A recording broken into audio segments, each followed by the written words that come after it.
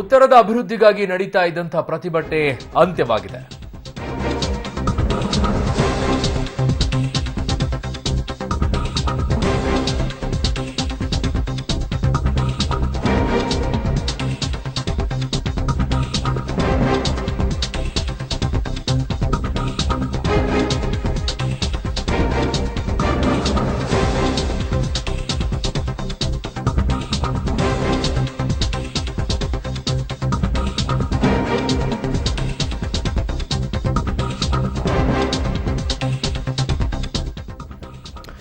ಉತ್ತರದ ಅಭಿವೃದ್ಧಿಗಾಗಿ ನಡೀತಾ ಇದ್ದಂತಹ ಪ್ರತಿಭಟನೆ ಅಂತ್ಯವಾಗಿದೆ. ಹೈ ಡ್ರಾಮಾ ಬಳಿಕ ಪ್ರತಿಭಟನೆಯನ್ನ ಸ್ವಾಮೀಜಿಗಳು ಅಂತ್ಯ ಮಾಡಿದ್ದಾರೆ. ಅಪರ ಜಿಲ್ಲಾಧಿಕಾರಿ ಮೂಲಕ ಸರ್ಕಾರಕ್ಕೆ ಸ್ವಾಮೀಜಿಗಳು ಮನವಿ ಪತ್ರವನ್ನ ಸಲ್ಲಿಸಿದ್ದಾರೆ. ಈಗ ಬರ್ತಾ ಇರುವಂತಹ ಮಾಹಿತಿ, ಉತ್ತರದ ಅಭಿವೃದ್ಧಿಗಾಗಿ ಪ್ರತಿಭಟನೆಯನ್ನ ಏನು ಸ್ವಾಮೀಜಿಗಳು ನಡೆಸ್ತಾ ಇದ್ರು ಆ ಪ್ರತಿಭಟನೆಯನ್ನ ಕೈಬಿಟ್ಟಿದ್ದಾರೆ. ಹೈ ಡ್ರಾಮಾ ಬಳಿಕ ಪ್ರತಿಭಟನೆ ಅಂತ್ಯವನ್ನ ಮಾಡಿದ್ದಾರೆ ಸ್ವಾಮೀಜಿಗಳು. ಅಪರ ಜಿಲ್ಲಾಧಿಕಾರಿ ಮೂಲಕ ಸರ್ಕಾರಕ್ಕೆ ಸ್ವಾಮೀಜಿಗಳು ಒಂದು ಮನವಿ ಪತ್ರವನ್ನ ಕೂಡ ಸಲ್ಲಿಸಿದ್ದಾರೆ.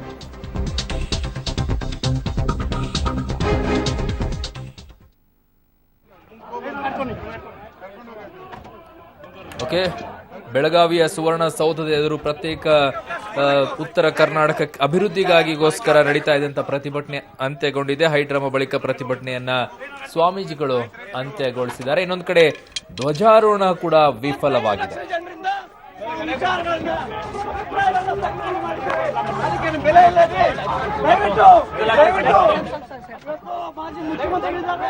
ಓಕೆ, ಒಂದು ಕಡೆ ಸ್ವಾಮೀಜಿಗಳು ಪ್ರತಿಭಟನೆಯನ್ನ ಅಂತ್ಯ ಮಾಡಿದ್ದಾರೆ. ಮಗದೊಂದು ಕಡೆ ಧ್ವಜಾರೋಹಣ ಮಾಡಕ್ಕೆ ಹೊರಟಂತಹ ಪ್ರತ್ಯೇಕ ಧ್ವಜವನ್ನು ಹಾರಿಸಿಕೊಂಡು ಹೋದಂತಹ ವ್ಯಕ್ತಿಯನ್ನ ಬಂಧಿಸಿದ್ದಾರೆ. ಅದು ವಿಫಲವಾಗಿದೆ. ಮಗದೊಂದು ಕಡೆ BS ಯಡಿಯೂರಪ್ಪನವರು ಕೂಡ ಆಕ್ರೋಶ ಭರಿತರಾಗಿ ಇವತ್ತು ಮಾತನಾಡಿದ್ರು. ಸ್ವಾಮೀಜಿಗಳು ಮತ್ತು ಹೋರಾಟಗಾರರ ನಡುವಿನ ಪರ ವಿರೋಧ ಗಲಾಟೆಯಿಂದಾಗಿ ಧ್ವಜಾರೋಹಣವೇ ನೆರವೇರಲಿಲ್ಲ. ಇನ್ನೊಂದು ಕಡೆ ಯಡಿಯೂರಪ್ಪನವರು ಕೂಡ ಕೋಪೋದ್ರಿಕ್ತರಾಗಿದ್ರು.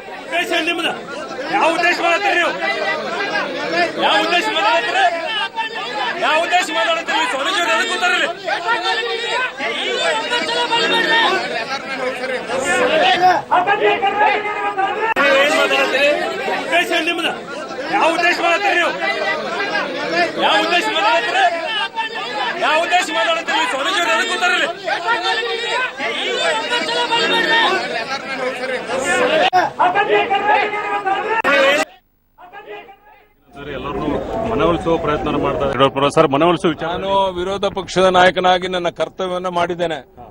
ಒಬ್ಬ ಮುಖ್ಯಮಂತ್ರಿಯಾಗಿ ಇಲ್ಲಿ ಬಂದು ಎಲ್ಲ ಸ್ವಾಮೀಜಿಯನ್ನ ಭೇಟಿ ಮಾಡಿ ಅವರೇನು ಹಗುರವಾಗಿ ಮಾತನಾಡಿ ಇವತ್ತು ಅಖಂಡ ಕರ್ನಾಟಕವನ್ನು ಒಡೆಯುವಂತ ಪ್ರಯತ್ನ ಅಪ್ಪ ಮಕ್ಕಳು ಮಾಡಿದ್ರು. ಅದಕ್ಕೆ ಕ್ಷಮೆಯನ್ನ ಕೇಳಿ ಇಲ್ಲಿ ಮಾತನಾಡಿ ಅವ್ರಿಗೆ ಭರವಸೆಯನ್ನ ಕೊಟ್ಟು ಹೋಗಬೇಕಾಗಿತ್ತು. ಅವರು ಮಾಡಲಿಲ್ಲ ಆ ಕರ್ತವ್ಯವನ್ನ. ವಿರೋಧ ಪಕ್ಷ ನಾಯಕ ನಾ ಬಂದು ಸ್ವಾಮೀಜಿಯವರನ್ನ ಹೋರಾಟಗಾರನ ಮನವೊಲಿಸಿ ದಯಮಾಡಿ 2ನೇ ತಾರೀಕು ಬಂದೇನು ಅಗತ್ಯ ಇಲ್ಲ, ನಾವು ನಿಮ್ ಜೊತೆ ಸುವರ್ಣಸೌಧದಲ್ಲಿ ವರ್ಷದ 365 ದಿವಸ ಚಟುವಟಿಕೆಗಳು ನಡೆಯೋದಕ್ಕೆ ಏನು ಬೇಕೋ ಎಲ್ಲ ಹೋರಾಟ ಮಾಡ್ತೇವೆ. ಅಧಿಕಾರಕ್ಕೆ ಬಂದ ತಕ್ಷಣ 24 ಗಂಟೆನಲ್ಲಿ ಇಲ್ಲಿ 8 ಕಚೇರಿಗಳನ್ನ ತೆಗೆದು ಇಲ್ಲಿ ಕೆಲವು ಸಚಿವಾಲಯವನ್ನು ತೆಗೆದು ಇಲ್ಲಿ ಅಭಿವೃದ್ಧಿ ಬಗ್ಗೆ ನಾವು ಗಮನವನ್ನು ಕೊಡ್ತೇವೆ. ಆಲ್ಮಟ್ಟಿ ಅಣೆಕಟ್ಟನ್ನ 519 ಮೀಟರ್ 524 ಮೀಟರ್ ಏರಿಸಿ ನೀರಾವರಿಗೆ ಆದ್ಯತೆಯನ್ನು ಕೊಡ್ತೇವೆ. ಮತ್ತೆ ಉಳಿದಂತ ಈ ಭಾಗದ ಜ್ವಲಂತ ಸಮಸ್ಯೆಗಳು, ಕೈಗಾರಿಕೆಗಳು ಬರಬೇಕಾಗಿದೆ, ನಿರುದ್ಯೋಗಿಕರ ಉದ್ಯೋಗ ಸಿಗಬೇಕಾಗಿದೆ. ಆ ಸಮಸ್ಯೆಗೆ ಸ್ಪಂದಿಸ್ತೇವೆ ಅನ್ನೋ ಭರವಸೆಯನ್ನು ಕೊಟ್ಟಿದ್ದೇನೆ. ಬಹಳ ಶಾಂತ ರೀತಿಯಲ್ಲಿ ನನ್ನ ಮಾತನ್ನ ಕೇಳಿ ಸ್ವಾಮೀಜಿಯವರು ಆಶೀರ್ವಾದ ಮಾಡಿ ಕಳಿಸಿದ್ದಾರೆ.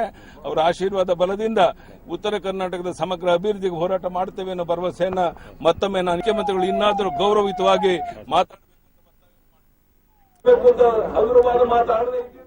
ಓಕೆ, ನನ್ನ ಸಹೋದ್ಯೋಗಿ ದಿಲೀಪ್ ಕುರುಂದ್ವಡೆ ನನ್ನೊಂದಿಗೆ ನೇರ ಸಂಪರ್ಕದಲ್ಲಿದ್ದಾರೆ ಬೆಳಗಾವಿಯಿಂದ. ದಿಲೀಪ್, ಒಂದು ರೀತಿ ಹೈಡ್ರಾಮಾ ರೀತಿಯಲ್ಲಿ ಕಂಡು ಬಂತು. ಇದು ನಿಜವಾಗಿಯೂ ಕೂಡ ಅಭಿವೃದ್ಧಿಗೋಸ್ಕರ ಹೋರಾಟ ಮಾಡಿದಂಗೆ ಕಾಣಿಸ್ಲಿಲ್ಲ. ಅಲ್ಲಿ ಎಲ್ಲವೂ ಕೂಡ ಒಂದು ರೀತಿ ಡ್ರಾಮಾ, ಒಂದು ರೀತಿ ನಾಟಕ. ಹಲೋ ಅರುಣ್, ಏನಂತಂದ್ರೆ ಮುಖ್ಯವಾಗಿ ಇಲ್ಲಿ ಬಹಳಷ್ಟು ಪ್ರತಿಭಟನಾಕಾರರು ಬಂದಿದ್ರು. ಸುಮಾರು 80ಕ್ಕೂ ಹೆಚ್ಚು ಸ್ವಾಮೀಜಿಗಳು ಬಂದಿದ್ರು. ಆದ್ರೆ ಎಲ್ಲೋ ಒಂದ್ ಕಡೆ ಏನಾಯ್ತು ಅಂತ ಗೊತ್ತಾಗಿಲ್ಲ. ಏಕಾಏಕಿಯಾಗಿ ಏನಂತಂದ್ರೆ ನಮಗೆ ಪ್ರತ್ಯೇಕ ರಾಜ್ಯ ಬೇಕು ಒಂದ್ ಕಡೆ ಇನ್ನೊಂದು ಕಡೆ ಏನಂತಂದ್ರೆ ಒಂದು ಧ್ವಜವನ್ನು ಪ್ರಸಾರ ಮಾಡುವಂಥದ್ದು, ಹೀಗೆ ಬಹಳಷ್ಟು ಅಚಾತುರ್ಯ ಘಟನೆಗಳು ನಡೆದಿರುವಂಥದ್ದು. ಬನ್ನಿ ನಮ್ಮ ಜೊತೆ ಏನಂತಂದ್ರೆ ಉತ್ತರ ಕರ್ನಾಟಕ ವಿಕಾಸ ವೇದಿಕೆಯ ಹೋರಾಟ ಸಮಿತಿಯ ಏನಂತ ಜನ ಇದ್ದಾರೆ. ಬನ್ನಿ, ಅವರು ಏನಂತ ಏನು ಅಂತ ಘಟನೆ ಏನಾಗಿತ್ತು ಅಂದ್ರೆ ಇಲ್ಲಿ ಇವತ್ತ ನಾವು ಪೂಜ್ಯ ಸ್ವಾಮೀಜಿಯವರ ನೇತೃತ್ವದಲ್ಲಿ ಮುಂದಾಳತ್ವದಲ್ಲಿ ಅವ್ರ ಸಾನ್ನಿಧ್ಯದಲ್ಲಿ ನಮ್ಮ ಉತ್ತರ ಕರ್ನಾಟಕಕ್ಕೆ ಆದಂತ ಅನ್ಯಾಯಗಳ ಬಗ್ಗೆ ಸರ್ಕಾರ ಗಮನ ಸೆಳೆಯಲಿಕ್ಕೆ ಇವತ್ತು ನಾವು ಒಂದು ಸಾಂಕೇತಿಕ ಧರಣಿ ಹಮ್ಮಿಕೊಂಡಿದ್ದೀವಿ. ಇಲ್ಲಿ ಏನಪ್ಪಾ ಒಂದು ಮಾತನ್ನ ನಾವು ಹೇಳಿಕ್ ಬಯಸ್ತಾ ಇದ್ದೀವಿ. ಇಲ್ಲೇನ್ ನಡೀತಂದ್ರ ನಾವು ಸರ್ಕಾರಕ್ಕೆ ಕೆಲವು ಬೇಡಿಕೆಗಳನ್ನು ಕೊಟ್ಟಿದ್ದೀವಿ. ಅವರು ಹಂತ ಹಂತವಾಗಿ ಬೇಡಿಕೆಗಳನ್ನು ಈಡೇರಿಸಿರೋದ್ರಲ್ಲೇ ಅಭಿವೃದ್ಧಿ ಆಗದಿದ್ದಲ್ಲಿ ಅಥವಾ ತಾರತಮ್ಯಗಳ ಬಗ್ಗೆ ಅವರು ಸರಿಯಾಗಿ ಒಂದು ಧೋರಣೆ ತಲೆಯಲ್ಲಿ ಹೋದಲ್ಲಿ ನಾವು ಆ ಪ್ರತ್ಯೇಕ ರಾಜ್ಯದ ಕೂಗನ್ನ ಕೇಳುವುದರಲ್ಲಿ ಎರಡು ಮಾತಿಲ್ಲ. ಆ ಹೋರಾಟ ಸಮಿತಿ ಅಧ್ಯಕ್ಷನಾಗಿ ಹೇಳ್ತಾ ಇದ್ದೇನೆ, ಅಭಿವೃದ್ಧಿ ಮಾಡದೇ ಇದ್ದಲ್ಲಿ ನಮ್ಮ ಪ್ರತ್ಯೇಕ ರಾಜ್ಯದ ಕೂಗು ಯಾವಾಗೂ ನಿಲ್ಲುವುದಿಲ್ಲ ಅಂತ ನಾನು ಹೇಳಿಕ್ ಬಯಸ್ತಾ ಇದ್ದೀನಿ. ಅದಲ್ಲದೆ ರಾಜಕೀಯ ಪಕ್ಷದ ನಾಯಕರಿಗೆ ವಿನಂತಿ ಮಾಡ್ಕೊಂಡಿದ್ದೀವಿ ನಾವು. ಅವ್ರೇನ್ ಹೇಳ್ತಾರೆ, ಶಾಸಕರಿಗೆ ಉತ್ತರ ಕರ್ನಾಟಕ ಬಗ್ಗೆ ಯಾರು ಮಾತಾಡಬಾರದು ಅಂತ ಹೇಳ್ತಾರೆ. ಬಿಜೆಪಿ ಅವರು ಹೇಳ್ತಾರೋ, ಕಾಂಗ್ರೆಸ್ ಅವರು ಹೇಳ್ತಾರೋ, ಅದಲ್ಲೇ ಜೆಡಿಎಸ್ ಅವರು ಹೇಳ್ತಾರೋ. ನಂದು ಪ್ರಶ್ನೆ, ಶಾಸಕರು ಮಾತಾಡಬೇಡ್ರಿ, ಬಾಯಿಗೆ ಬೀಗ ಹಾಕೋರಂದ್ರ ಉತ್ತರ ಕರ್ನಾಟಕ ಸಮಸ್ಯೆ ಕೇಳೋರು ಯಾರು? ಅದಕ್ಕೆ ಬೀಗ ಬಿತ್ತಿರ್ತೇವೆ. ಯಡಿಯೂರಪ್ಪ ಸಾಹೇಬರು ಯಾರ ಅಧ್ಯಕ್ಷರಾರ, ಜೆಡಿಎಸ್ ಆಯ್ತು, ಕಾಂಗ್ರೆಸ್ ಆಯ್ತು, ಇವ್ರು ಶಾಸಕರು ಬೀಗ ಬಿಸಿದ್ರ ಆ ಬೀಗ ಹಂಗ್ತೀವಿ, ದೊಡ್ಡ ಚಾವಿ ನನ್ನ ಕಡೆ ಆ ಬೀಗ ತೆಗೆಸ್ತಾನೆ ಹೇಳಿಕ್ ಬಯಸ್ತಾ ನಮ್ಮ ಉತ್ತರ ಕರ್ನಾಟಕ ಇದೇ ರೀತಿ ಅನ್ಯಾಯ ಮುಂದುವರೆದಲ್ಲಿ ಪ್ರತ್ಯೇಕ ರಾಜ್ಯ ಹೋರಾಟ ಅನಿವಾರ್ಯ. ಅದನ್ನ ಆಗಕ್ಕೆ ನೀವು ಬಿಡಬಾರ್ದು ಸರ್ಕಾರಕ್ಕೆ ವಿನಂತಿ ಮಾಡ್ತಾ ಇದ್ದೀವಿ. ಉತ್ತರ ಕರ್ನಾಟಕ ಏನು ಧ್ವಜನ ಒಂಥರ ಪ್ರದರ್ಶನ ಮಾಡಿರುವಂತದ್ದು, ಅದ್ರ ಬಗ್ಗೆ ಏನ್ ಹೇಳ್ತೀರಿ? ಉತ್ತರ ಕರ್ನಾಟಕ ಧ್ವಜ ಹಾರಿಸ್ತಾ ಇದ್ವಿ ನಾವು. ಆದ್ರೆ ಸ್ವಾಮೀಜಿ ಅವರು ಇನ್ನೊಂದ್ ಸ್ವಲ್ಪ ಕಾಲಾವಕಾಶ ಕೊಟ್ಟ ನೋಡೋಣ ಅಂತೇಳಿ ಸ್ವಾಮೀಜಿ ಅವರು ನಮ್ಮಲ್ಲಿ ಏನ್ ನಮ್ಗೆ ಹೇಳಿದ್ರು, ಅವರ ಮಾತಿಗೆ ನಾವು ಒಪ್ಪಿಕೊಂಡಿದ್ದಾರೆ. ನಾವೇನ್ ಹೇಳಿದ್ರೆ ಇವತ್ತು ಧ್ವಜ ಹಾರಿಸೋದು ನಿಲ್ಸಿದ್ವಿ. ಆದ್ರೆ ಮುಂದೆ ನಮ್ಮ ಧ್ವಜ ಇಂಥ ಹೇಳಿಕೆರೆ ನಮ್ಮ ಪ್ರಧಾನ ಕಾರ್ಯದರ್ಶಿಯವರು, ನಮ್ಮ ಜಿಲ್ಲಾ ಅಧ್ಯಕ್ಷರು ಧ್ವಜ ಪ್ರದರ್ಶನ ಮಾಡಿದರು. ಇದೇನಾದ್ರು ನಮ್ಗೆ ಅನ್ಯಾಯ ಆತರ ಇದೇ ಧ್ವಜ ಸುವರ್ಣ ಮುಂದೆ ಹಾರಿಸ್ತೀವಿ, ಪ್ರತ್ಯೇಕ ರಾಜ್ಯ ತಗೊಂಡ ತೀರ್ಥ ಅಂತ ಹೇಳಿಕ್ ಬಯಸ್ತಾ ಇದ್ದೀವಿ. ಒಂದ್ ಕಡೆ ಸ್ವಾಮೀಜಿಯವರು ಕೂಡ ಅಂದ್ರೆ ಕೆಲವು ಸ್ವಾಮೀಜಿಯವರು ಧ್ವಜವನ್ನ ತೋರಿಸಿರುವಂತದ್ದು, ಅಂದ್ರೆ ಪ್ರದರ್ಶನ ಮಾಡಿರುವಂತದ್ದು. ಅಲ್ಲೇನಿಲ್ಲ, ಸ್ವಾಮೀಜಿ ಅವ್ರಲ್ಲ ಭಿನ್ನಮತ ಇಲ್ಲ, ನಮ್ಮಲ್ಲಿ ಇಲ್ಲ. ಇದು ಒಂದು ಸೃಷ್ಟಿ ನೇಮ್ ಇರ್ತೈತಿ, ಒಬ್ರು ಹಿಂಗ ಅಂತ ನಡೆದೈತಿ. ಓಕೆ ಎಲ್ಲರೂ ಉತ್ತರ ದಿಲೀಪ್, ನಿಮ್ಮೆಲ್ಲ ಮಾಹಿತಿಗೆ ಧನ್ಯವಾದಗಳು.